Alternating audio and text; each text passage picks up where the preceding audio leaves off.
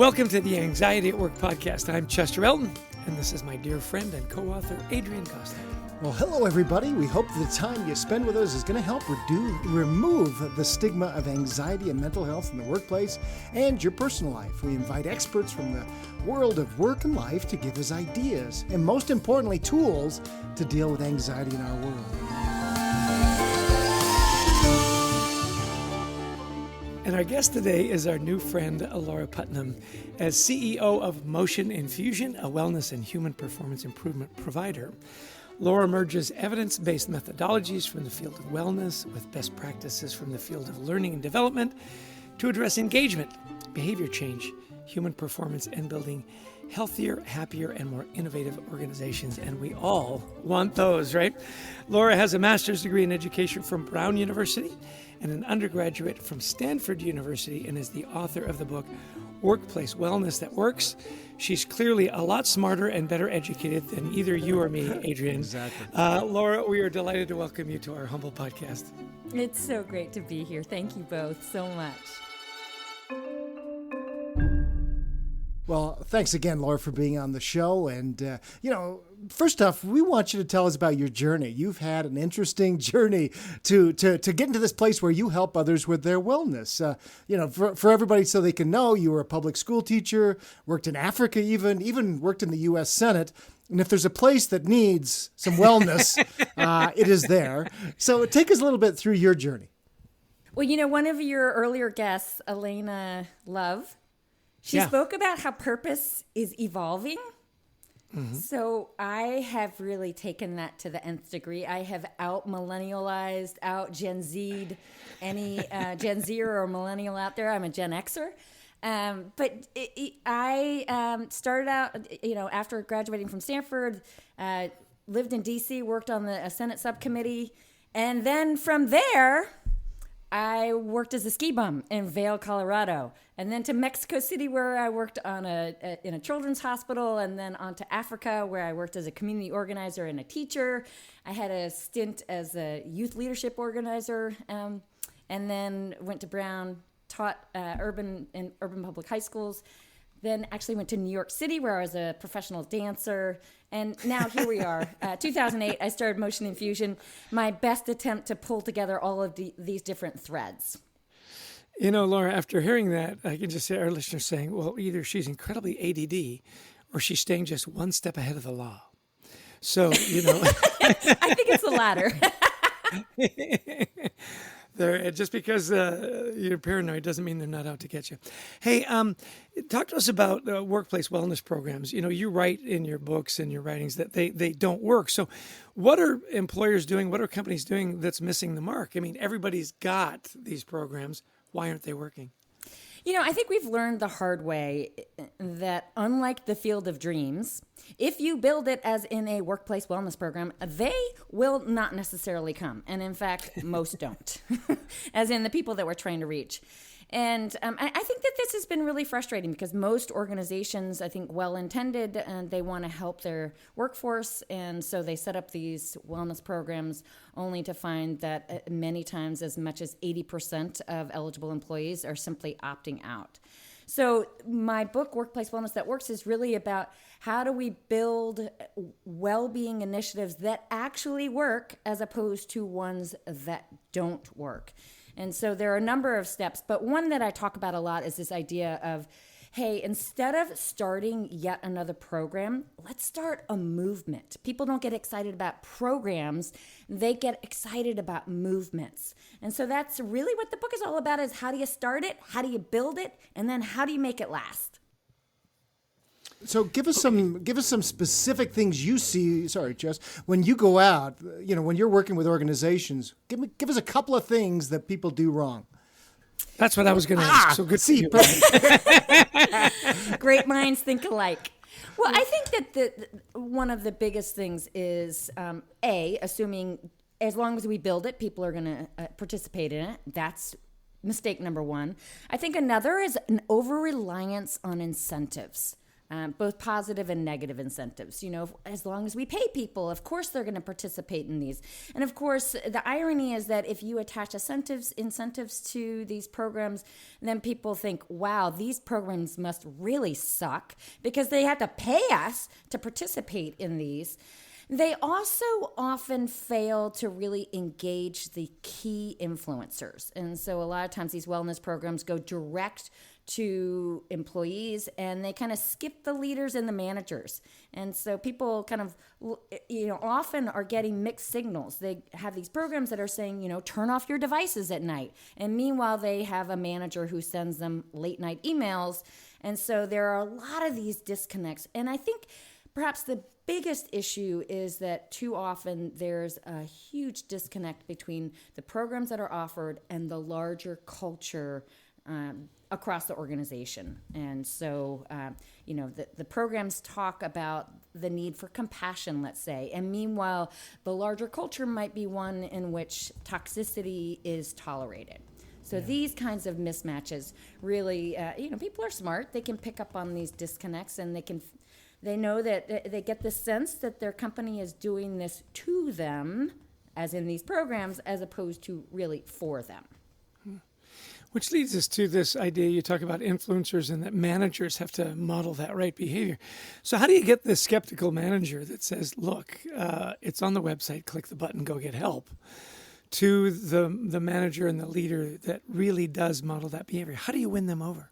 Yeah, it's a great question. I think the first thing is to really help them to understand just why well-being at work done well is not only good for people, but it's good for the organization, and it is essential for building a winning team. So that's the first thing. You have to really establish the why.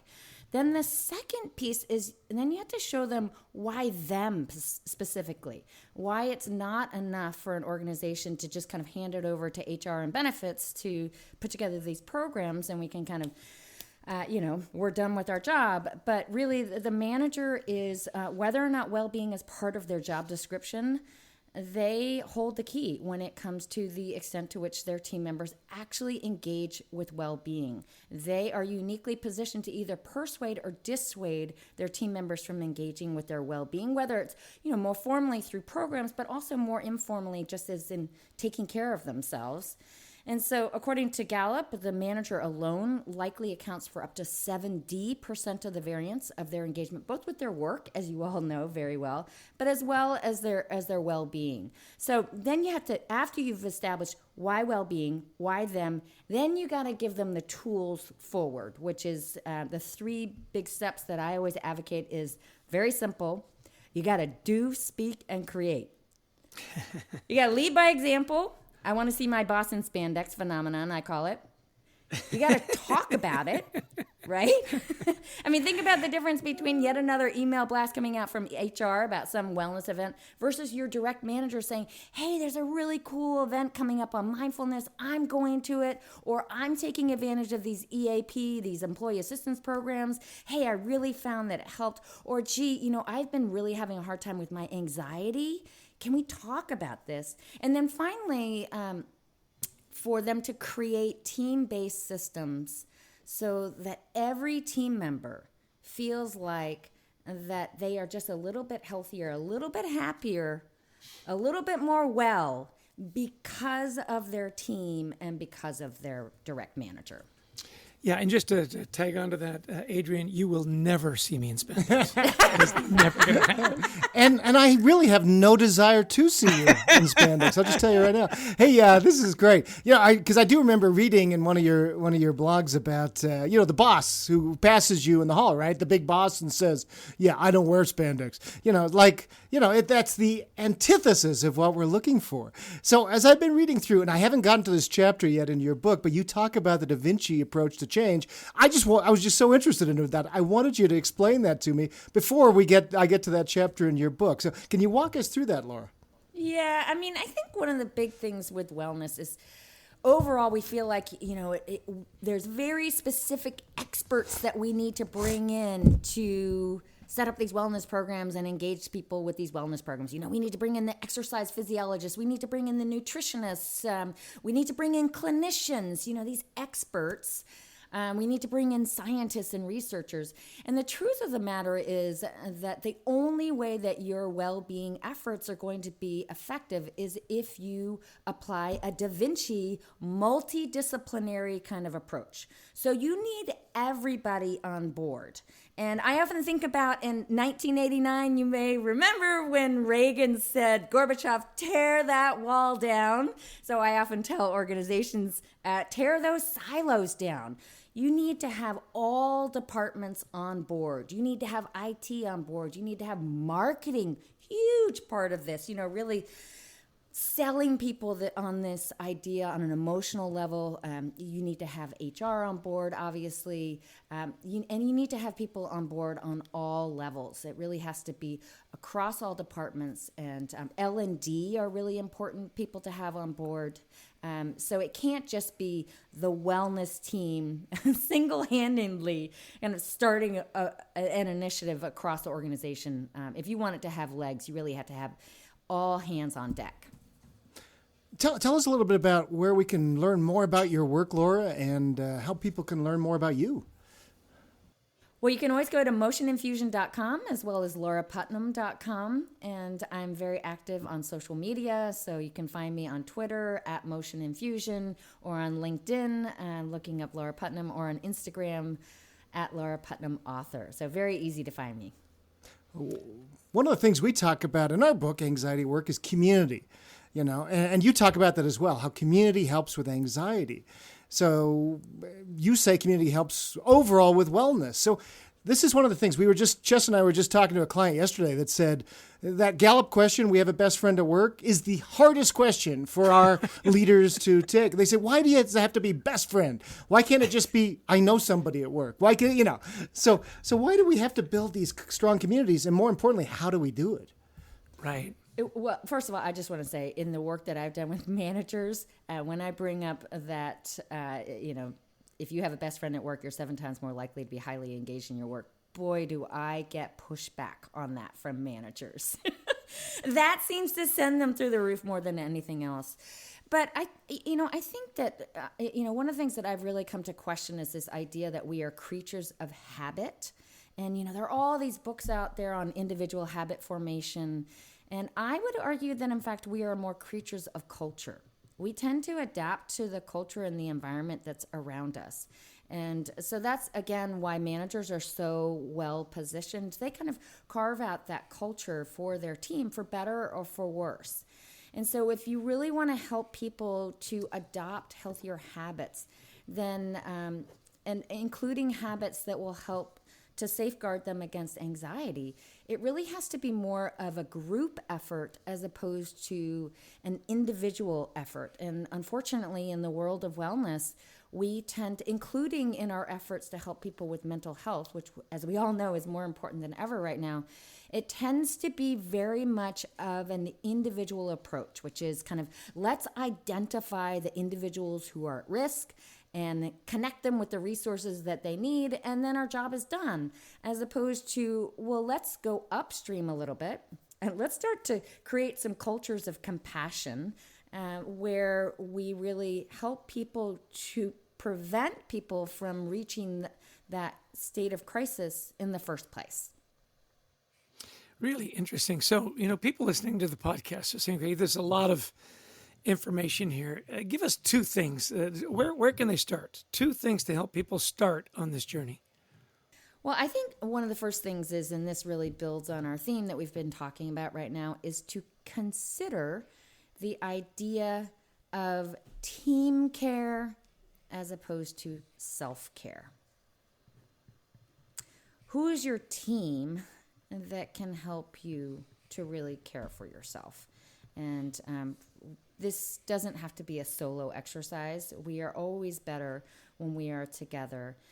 And then really tied to that, and I think one of our biggest learnings from everything that we've gone through since the start of the pandemic and everything that's come with it, I call the mental health crisis the second act of the pandemic. kind of all those things that we needed to do to care for ourselves during the pandemic have extracted a real toll on our emotional and mental well-being.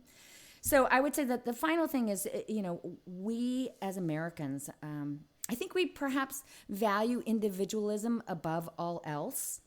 But if there is anything that we have learned from the pandemic and all that has come with it, it is that my health matters to you and yours matters to me.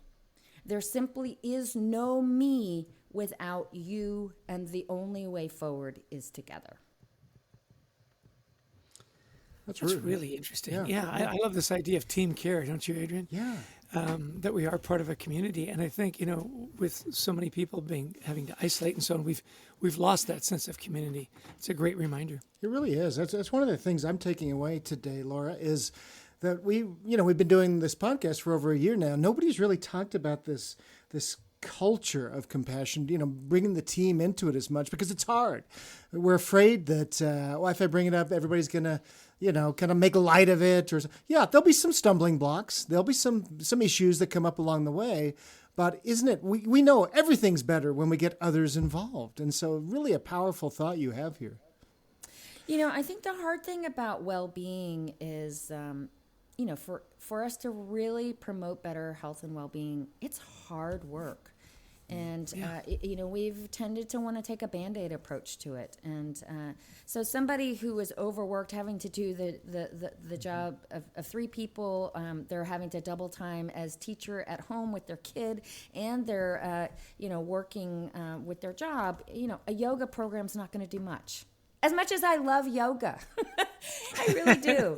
It's not going to do much. And it really, leaders have to be willing to do the hard work to look at some of these deeper structural issues and really ask themselves the question, are our people truly healthier, happier, more able to be their best selves because they work here, or less so?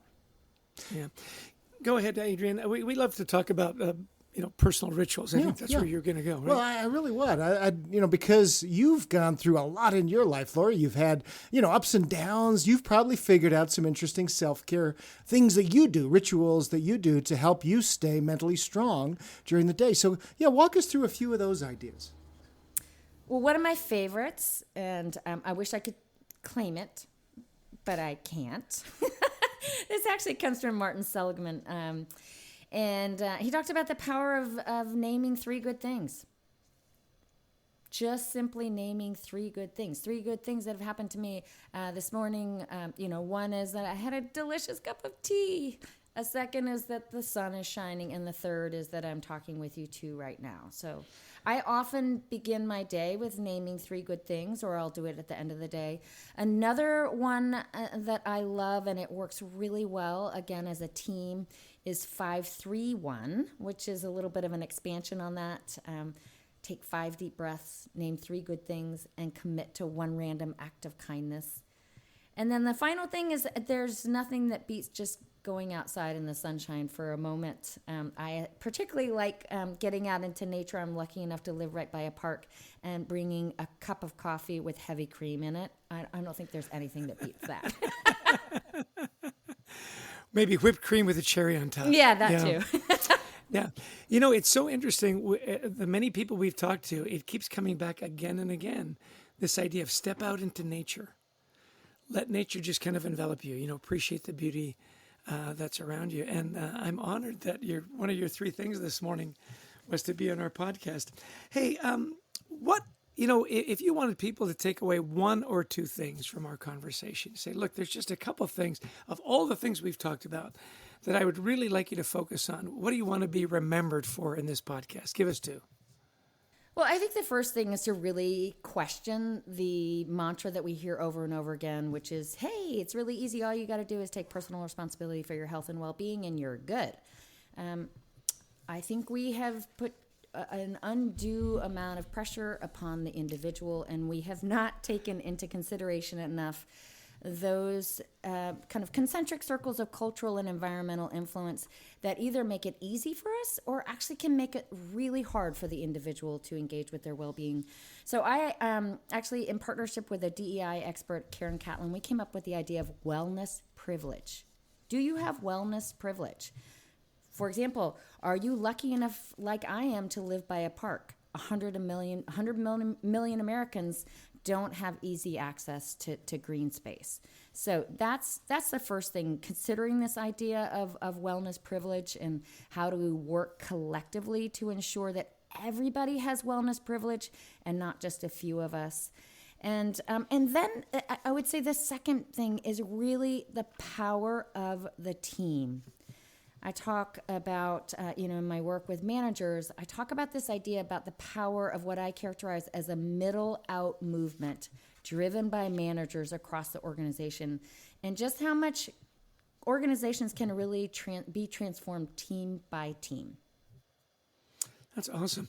Our guest today is Laura Putnam. She's the CEO of Motion Infusion, a wellness and human performance provider, and is the author of Workplace Wellness That Works. So tell us again, where can people find your book and connect with you, and why should they buy 2 copies and not just one?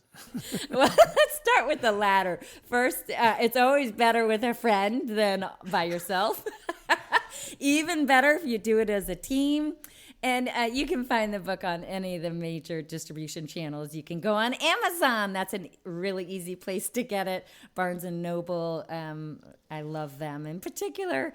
But you can also go on the Motion Infusion website, and there's a link right there that'll take you right to the place where you can buy one. Well, Laura, this has been a delight. We've learned a lot. It's challenged our thinking and hopefully our listeners as well. So we want to thank you for sharing and for what you do for organizations around the world. Your work is so important, and we want to thank you for sharing it with us today. Thanks so much for being on the show. We love your energy, your smile, and it is a podcast, but we also appreciate your cat that was coming in and out. Yeah, wonderful. He likes to be part of these. Thank you both so much. Adrian, lots of good stuff. I'm curious, what were your takeaways? Yeah, it really was. Let's kind of unpack a little bit, because this is what we hear from so many of our clients as well. As we go into work with organizations, they're saying, hey, our wellness program just really isn't working. EAP, the employee assistance program, nobody's really using that, but we've been telling them to do that. So Laura really did help us understand a little bit why. For one thing, we're not really getting the managers involved, right? They're still saying, oh, you got a problem? Yeah, go talk to HR. Yeah, the influencers, and all that data that we have been looking at for years and years, that, 70%, or she mentioned the Gallup study, 70% of the employees' engagement is on the manager. How do they model it? The thing that I put a big star beside and circled it, I even took a different colored pen to make sure I wouldn't forget, is that we're not so much creatures of habit, we are creatures of culture, and we adapt to the culture we're in. I got to thinking about that as she said that. I thought, one of my first jobs was selling broadcast time in Detroit, and we had a manager, Teddy Pierce, who was just amazing, and he made it so much fun. We played softball. We shot softballs up against the walls with our hockey sticks. It was Detroit. It's a hockey town. And I adapted so quickly to that. And I thought, I adapted just as quickly to other cultures where it was more buttoned up. It moved to New York. It was suits and ties back then. And there was and so I really thought that was insightful. We are creatures of culture. We adapt. So what kind of culture are you creating to make it safe for people to talk about wellness? Yeah. And what she said was what managers are supposed to do, speak, and create. So do model the behavior. We've talked about this many times about being more vulnerable. I love what she said about being excited. Boy, there's this new mindfulness session that we're putting on. Boy, hey, we're doing yoga in the quad. How exciting. Right. Versus, like her manager was like, I don't wear spandex. Yeah. And this idea, so doing and speaking, but creating too. Are we creating ways for the team to help each other and to make it safe to talk about our mental health at work? Yeah. Stop talking about self-care, talk about team care. That Da Vinci approach I thought was really interesting. Multidiscipline. Make sure you get everybody buying in. And those catchphrases that we remember, 1989, Mr. Gorbachev, tear down this wall, tear down those silos. I really thought that was a great takeaway for me, is this idea of team care, that my health matters to you and your health matters to me. And I think there are some lessons from the pandemic about that, right? Oh, yeah. I don't get vaccinated just for me. I get vaccinated for my neighbor, for my kids, for my grandparents and elderly folks. And a lot of people may be listening, like I am, they're saying, this is hard to get the team involved. Remember that manager at Google, right, who wanted to create more vulnerability on his team. And so he started talking about things that are affecting him, his cancer that had affected him and probably would kill him one day. And he says, I put that out there to my team. And then people started talking about things that were more vulnerable themselves. And all of a sudden, we went back to work the next day and we were closer because we knew each other at a deeper level. So, how do you create best friends at work? You have to start by being a little vulnerable yourself. Yeah, tell the story. We sure appreciate you tuning into our podcast every Friday. We love our community. We hope you're recommending it to friends. If you really like it, download it and share it with people. We find we're getting some great feedback that these experts that we bring on really are helping them. And of course, special thanks to our producer, Brent Klein, who makes us sound great. It's a podcast, so he doesn't have to make us look great, which is a bonus for me. And to Christy Lawrence, who helps us find these amazing guests. And of course, all of you who listen in. We want to, again, thank you for joining us here. If you'd like to learn more, pick up our book, Anxiety at Work. You can also join our online community, WeThriveTogether.global, where we're creating a nice, safe place to talk about anxiety and mental health at work. Yeah, listen, have a great weekend. We love that we're Friday. It gives you the weekend to kind of ruminate and reflect, and we hope you have a great weekend, unless, of course, you've got other plans. Take care, everybody. Be happy, be well. Always good to be with you, Adrian. Hey, you too. Take care, everyone.